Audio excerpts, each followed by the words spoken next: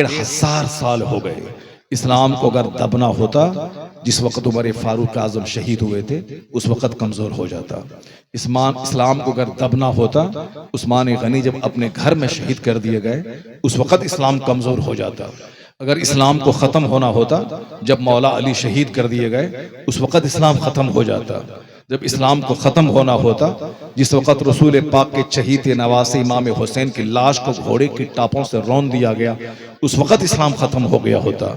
इस्लाम को खत्म होना होता जब बगदाद की सारी मस्जिदों को तोड़ दिया गया, सारे मदरसों को गिरा दिया गया, सारी किताबों को दरियाए दजला में फेंक दिया गया, 70,000 मुसलमानों को ज़बह करके उसकी खोपड़ी की मीनार बनाकर काफिरों ने उस पर बैठकर शराब पिया। उसी वक्त इस्लाम को मिट जाना था। लेकिन इन तमाम वाकयात के बाद इस्लाम मुस्कुराता रहा ताकि दुनिया वाला जान ले कि इस्लाम का मुहाफिज कोई दूसरा नहीं है, इस्लाम का मुहाफिज अल्लाह रब्बुल इज्जत की जात है। अल्लाह हमेशा से है, हमेशा रहने वाला है। इस्लाम का मुस्कुराता चेहरा बताता है कि अल्लाह है, हमेशा से है और वो ओमनी प्रेजेंट है। वही सारी ताकत का मालिक है, वह हय्यो और कय्यूम है। मौला अली कहते हैं अरफ तो रब्बी बेफस्किल अज़ाइम।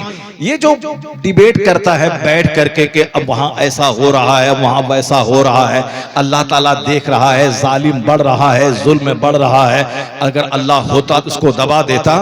तुम्हारी छोटी सी खोपड़ी में यह बात नहीं आएगी। मौला अली जिसके बारे में हुजूर ने कहा है अना मदीनतुल इल्म व अली जुनबाबुहा, I am city of knowledge and Ali is the door of it.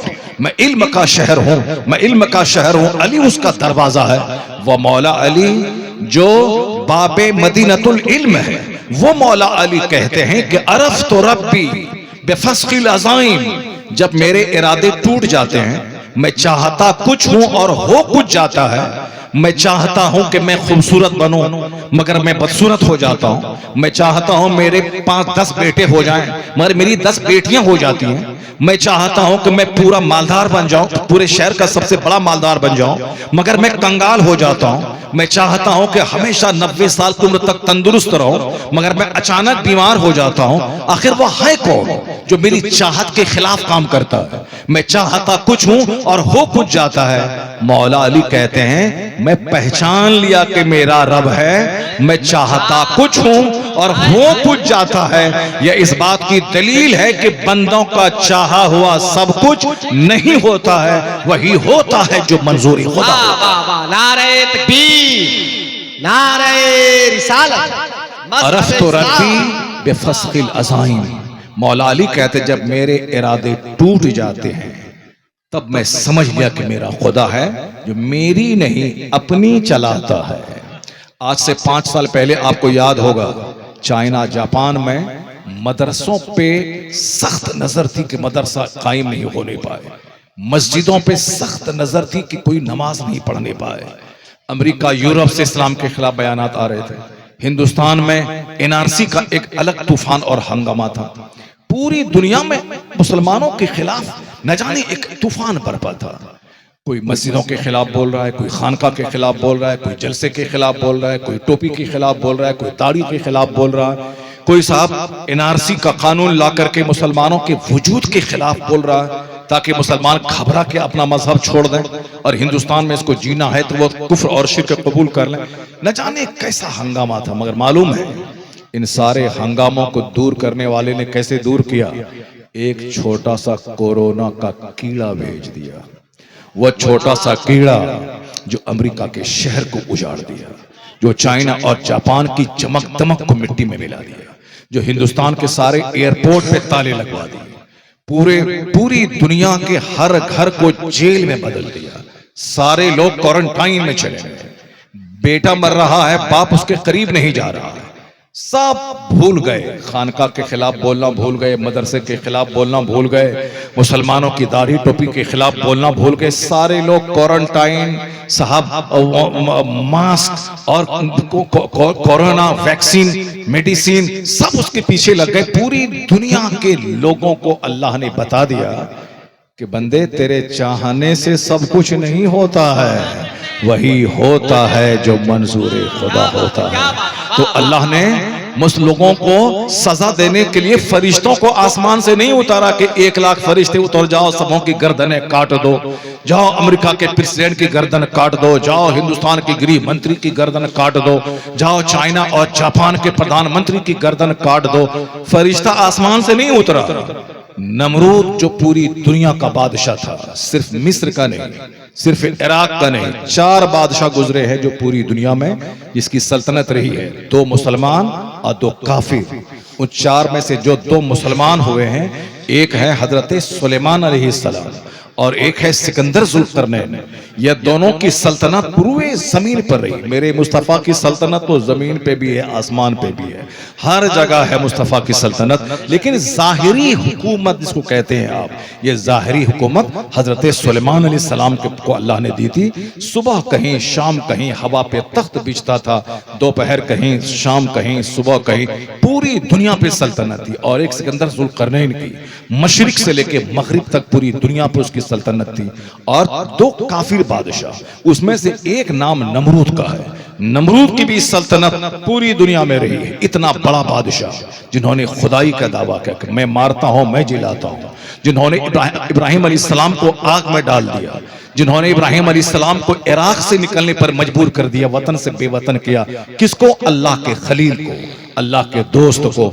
अल्लाह जब छूट देता है तो बेपनाह छूट देता है, और बंदा उस छूट में ये समझ लेता है कि मैं खुदा हो गया। आज देखते होंगे समाज में कोई सूद खा रहा है तो 50 साल से सूद खा रहा है, कुछ नहीं होता है। और बहुत सारे कमजोर किस्म के मुसलमान ये समझते हैं अगर सूद खाने वाले को तबाही आती, ये बंदा 50 साल से सूद खा रहा है, कुछ नहीं हुआ इसको। ये 50 साल अल्लाह के नजदीक 1 सेकंड के बराबर है। 50,000 साल के बराबर कयामत का एक दिन होगा। वह काना मिक़दारुहु 50,000 सना।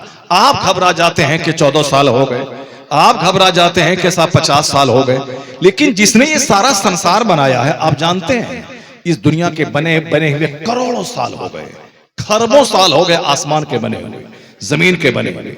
ये जो आसमान का सूरज नजर आ रहा है, यह सूरज जमीन के मुकाबले में लाखों गुना बड़ा है। 1 गुना 2 गुना 10 गुना बड़ा नहीं है।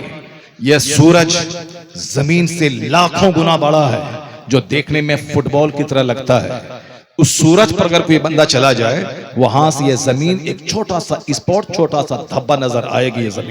यह जमीन तो जिस रब ने एक विशाल वास्ट दुनिया को पैदा किया है, एक तरफ मरीख है, एक तरफ उतारत है, एक तरफ ज़ुहल है, एक तरफ नेपच्यून है।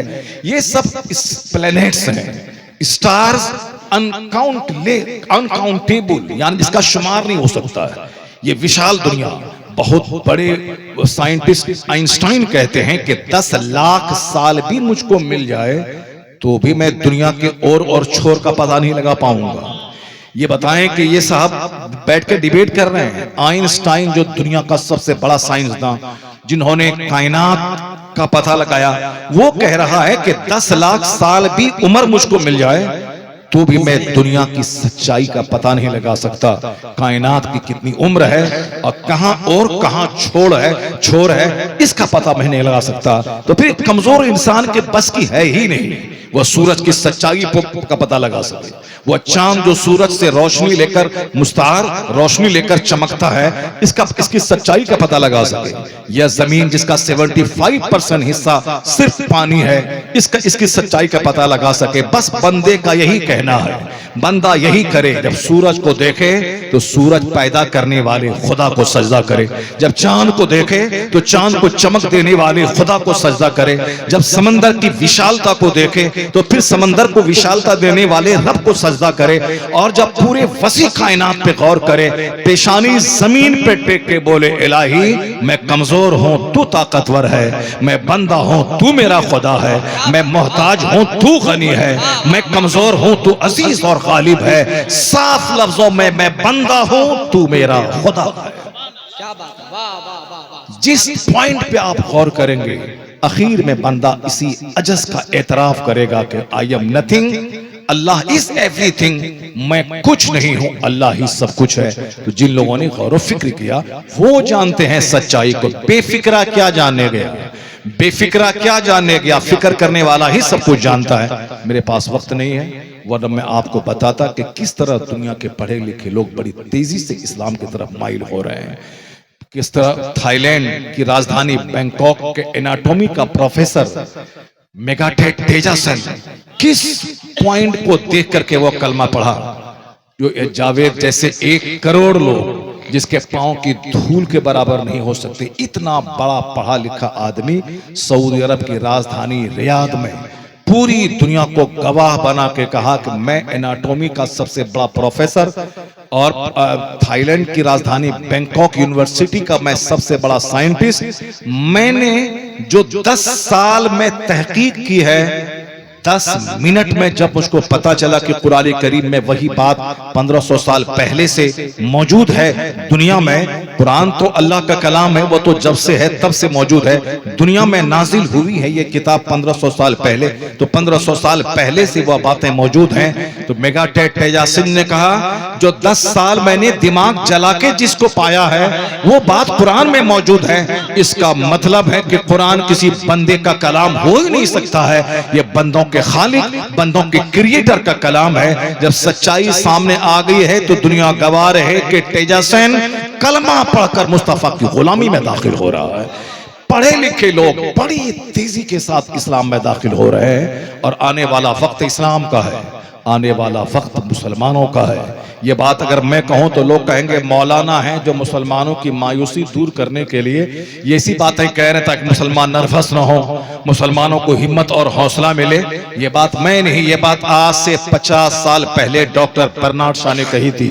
बर्नार्ड शॉ जो दुनिया का एक बहुत पढ़ा लिखा अदीब, मैंने कॉलेज में बर्नार्ड शॉ की लिखी हुई किताब मैंने पढ़ी है और जो भी कॉलेज स्कूल में पढ़े हैं जरूर वो डॉक्टर बर्नार्ड शॉ के बारे में जानते हो, कितने बड़े ड्रामाटिस्ट और कितने बड़े अदीब थे। उसने आज से 50 साल पहले कहा था, if any religion has a chance of ruling over England nay Europe within the next 100 years it is Islam. ये क्या कहा बर्नार्ड शॉ? बर्नार्ड शॉ कल मुसलमान नहीं था, मगर इस्लाम की सच्चाई को भांपते हुए उन्होंने कहा था अगर कोई मजहब आने वाले 100 साल के अंदर सिर्फ इंग्लैंड नहीं बल्कि पूरे यूरोप बर्रे आजम महाद्वीप में अगर कोई मजहब हुकूमती मजहब बनने वाला है तो वह मजहब इस्लाम बनने वाला है। इसको अपने घर में दीवार पे लिख के रखे, if any religion has a chance of ruling over England nay Europe within the next 100 years it is Islam. Bernard Shaw जैसा पढ़ा लिखा महाविद्वान, उसने कहा कि अगर आने वाले 100 साल के भीतर सिर्फ इंग्लैंड नहीं बल्कि फ्रांस में, जर्मनी में, हॉलैंड में, पूरे यूरोप बर्रे आजम में अगर कोई मजहब हुकूमती मजहब बनने वाला है तो वह मजहब इस्लाम बनने वाला है। चूंकि दुनिया के सारे प्रॉब्लम्स का हल मजहब इस्लाम में है, हर दर्द की दवा मजहब इस्लाम में है। दुनिया के सबसे बड़े मुअल्लिम मुस्तफा जाने रहमत की ज़ाते गिरामी है। जिस मसले का हल कहीं नहीं मिलता हो उस सारे मसले का हल कुरान में मुस्तफ़ा के फरमान में मौजूद है, मुस्तफ़ा की हदीस में मौजूद है।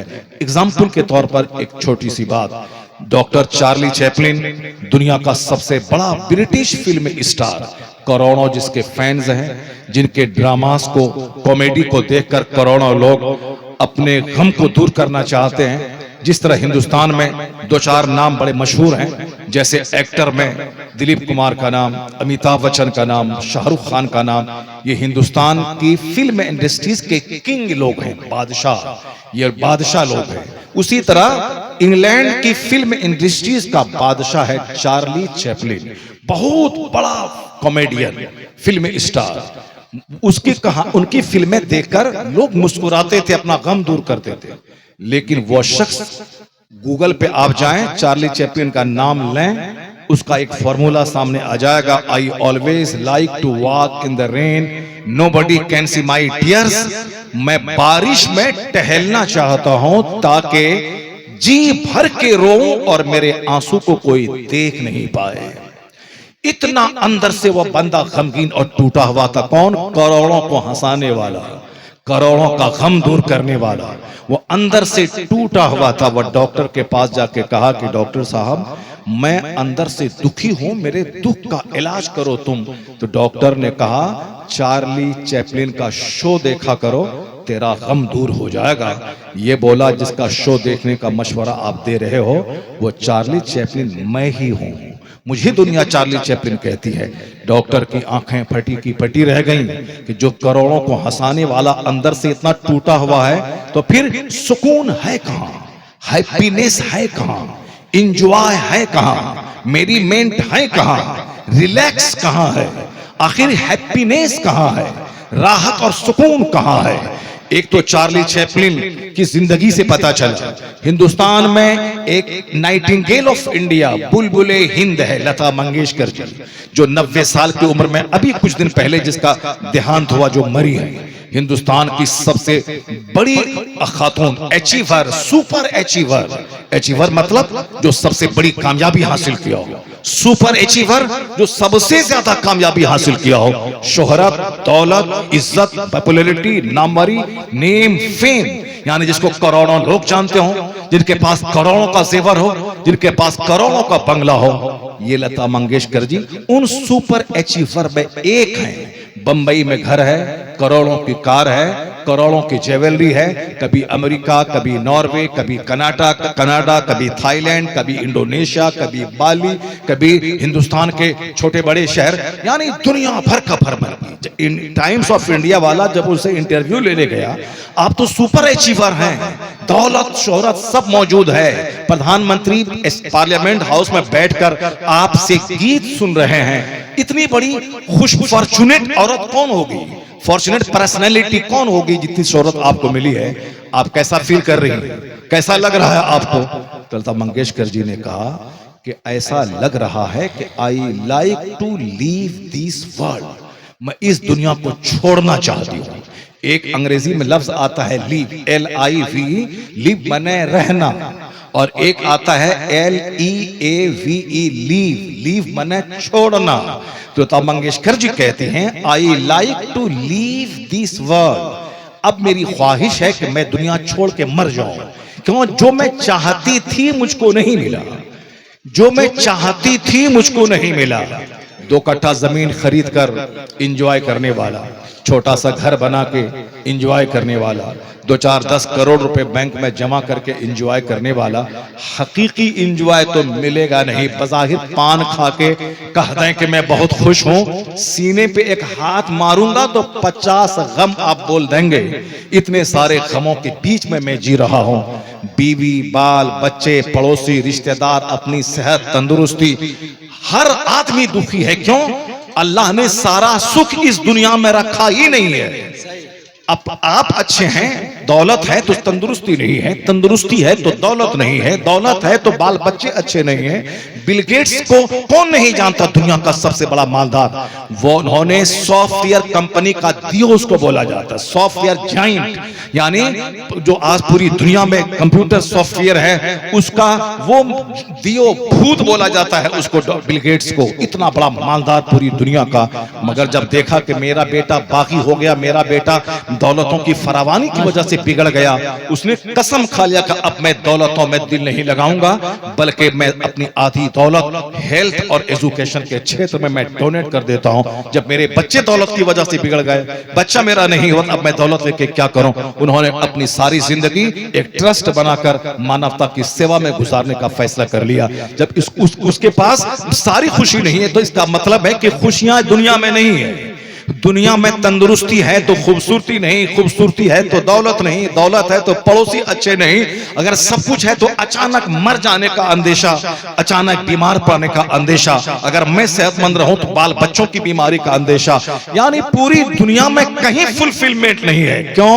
अल्लाह ने सारी खुशी जन्नत में रखा है। माशाअल्लाह। जहां ना बुढ़ापा है, जहां ना बीमारी है, जहां ना पसीने की बदबू है, जहां ना कोई हासिद है, जहां ना कोई दुश्मन है, जहां ना शोर है, जहां ना हंगामा है, जहां ना जवानी के लूटने का डर है, जहां ना बीमारी का डर है, ना जहां पेशाब पाखाना का की तकलीफ है, जहां ना पसीने की तकलीफ है, जहां ना नज़ला और सुकाम की तकलीफ है।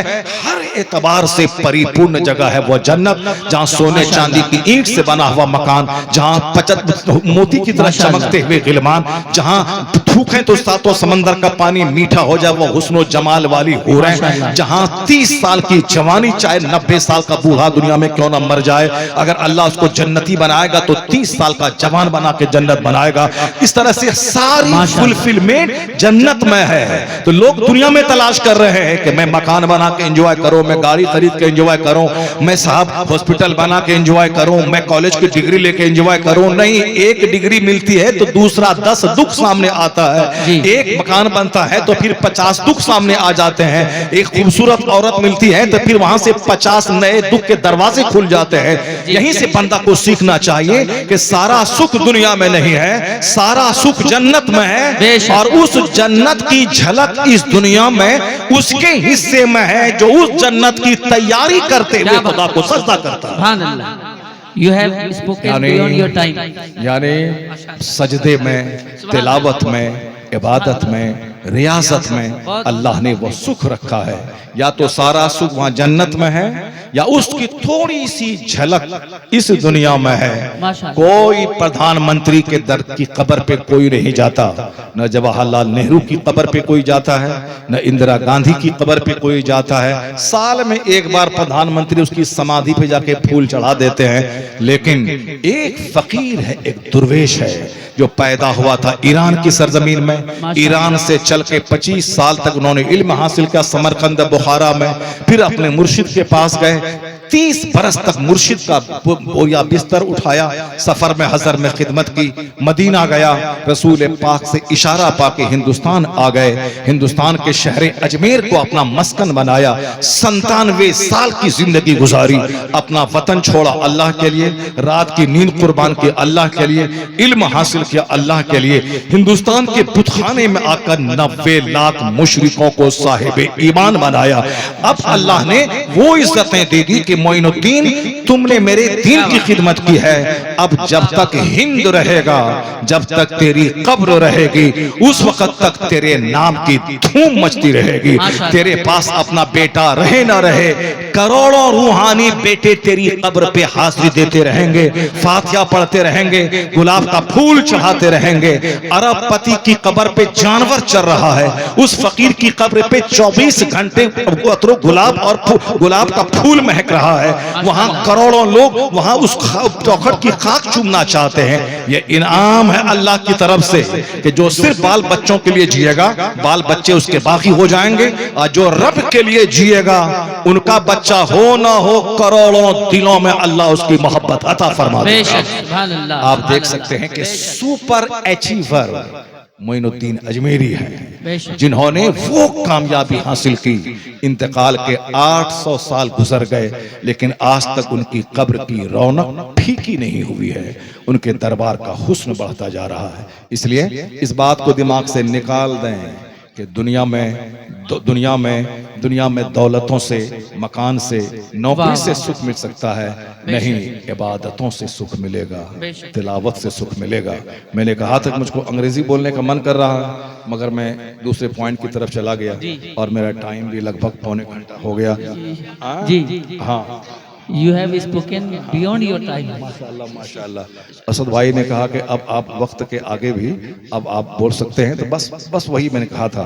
तो गुजरे जिस राह से वो सैयदे वाला होकर, क्या बात है। आला हजरत ने बड़ी प्यारी बात कह दी, बहुत जबरदस्त बात। मोइनुद्दीन चतुर्वेदी ने क्या कहा, वो कोई वेद पढ़ा, कहा कि वो जिस रास्ते से गुजरते थे तो पूरा रास्ता सुगंधित हो जाता था।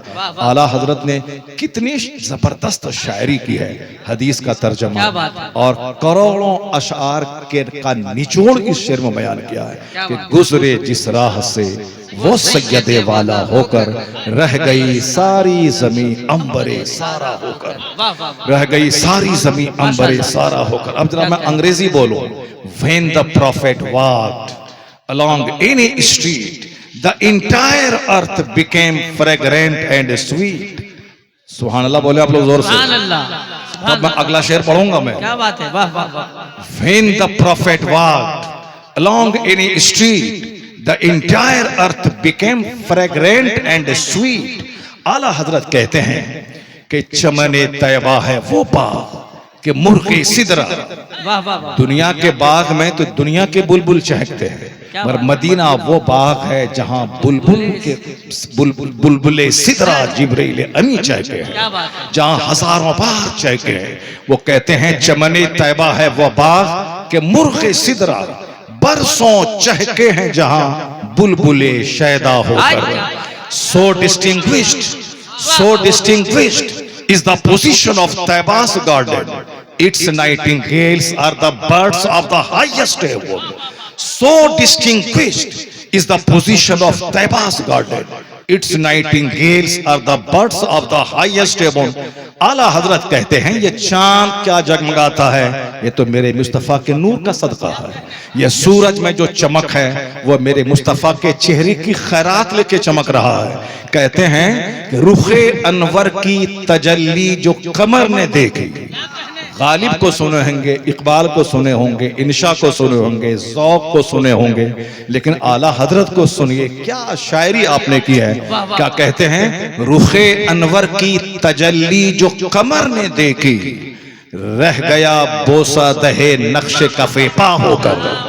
रुखे अनवर की तजल्ली, रुखे अनवर की तजल्ली, रुखे अनवर की तजल्ली जो कमर ने देखी, रह गया बोसा दहे नक्शे कफे पा होकर। अब उसको अंग्रेजी में सुनिए। Be desert by the radiance of your complexion, be dazzled by the radiance of your complexion. The moon kissed your feet as a token of devotion. The moon kissed your feet as a token of devotion. आला हजरत कहते हैं वाय महरूम ये किस्मत के फिर अब की बरस, रह गया हम रहे सफारी मदीना होकर। Alas, this year again it all ended in dismay. I accompanied the pilgrims but was left in the way. बस एक आखिरी पैगाम। आला हजरत शेखुल इस्लाम थे, आला हजरत शेखुल मुस्लिमीन थे, आला हजरत कुतुबुल इरशाद थे। ये सब लंगटे लोग क्या जाने आला हजरत किसका नाम था। आला हजरत कौन थे ये पूछें हुजूर मखदूम अशरफ जहांगीर सिमनानी से पूछें, हुजूर अली मियां अली अशरफ हुजूर अशरफी मियां से पूछें, अली हुसैन अशरफी मियां से पूछें। ये अपने जमाने के कुतुब थे। वो अब किचोछा में है, आला हजरत बरेली में है, कई सौ किलोमीटर दूर है। बरेली में आपका विसाल हुआ, न कोई टेलीग्राम है न कोई मोबाइल फोन है। यहाँ किचोछा में आप रोने लगे वजू करते हुए। मुहद्दिस आज़मी हिंद ने पूछा हुजूर रोने की वजह? कहा मैं फरिश्तों के कांधे पर कुतुबुल इरशाद अहमद रजा का जनाजा देख रहा हूं। अल्लाहु समद। क्या मतलब? अली हुसैन अशरफी मियां अपने खुद अपने जमाने के कुतुब थे। वो आला हजरत को कुतुबुल इरशाद यानी वलियों का सरदार कह रहे हैं। इसका मतलब यह निकला कि जैसी नजर होती है वही आला हजरत उसको नजर आते हैं। बस आखिरी पैगाम, इतने बड़े कुतुब, इतने बड़े शेख, इतने बड़े नाइब गौसे आजम, 2 घंटा सोने वाला, 1000 से ज्यादा किताबें लिखने वाला, कयामत तक के सारे फितनों का जवाब देकर अपनी कब्र में आराम करने वाला, और दुनिया के सारे मंच पे जिनकी किताबों से इस्तेफादा करते हुए इस्लाम मुखालिफ एतराजात का जवाब दिया जा सकता है, इतना बड़ा जबरदस्त हथियार सप्लाई करने वाला वह मुजद्दिद क्या कहते हैं? वो कहते हैं है ये उम्मीद रजा को तेरी रहमत से शाह। ये आपके लिए है। हम छोटा मौलवी है, हमारे पीर साहब का छोटा बेटा है। पीर साहब भी आपकी दुआओं के मोहताज है, आप उनकी दुआ के मोहताज है। आप अपने पीर के लिए दुआ कीजिए, पीर आपके लिए दुआ करे। आप बीमार के लिए दुआ कीजिए, अब बीमार की दुआ फरिश्तों की दुआ होती है, आप बीमार से दुआ लीजिए, इसी से काम चलता है। हम कश्मीर का सेब खाएं, कश्मीर वाला बिहार का आम खाए, ताकि हम कश्मीरी के मोहताज रहें और कश्मीरी मेरे मोहताज रहें, हम पीर के मोहताज रहें, ताकि पीर मुत्तकी व मेरे हक में दुआ करें और मैं अपने मुर्शिद के लिए दुआ करूं।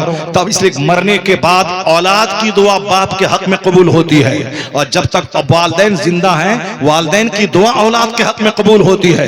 इसलिए आप अपने औलाद के लिए अभी दुआ कीजिए, और जब आप मर जाएंगे तो आपकी औलाद आपके लिए दुआ करेगी, तो इनकी दुआ से आपकी बख्शिश की उम्मीद है। तो आला हजरत इतने बड़े मुत्तकी, इतने बड़े वली, वो क्या कहते हैं, है ये उम्मीद रजा को तेरी रहमत से शाह, यानी न ताअत पर, न तकवा पर, न ज़ुहदो इत्तका पर है हमारा नाज, जो कुछ है मोहम्मद मुस्तफ़ा पर है।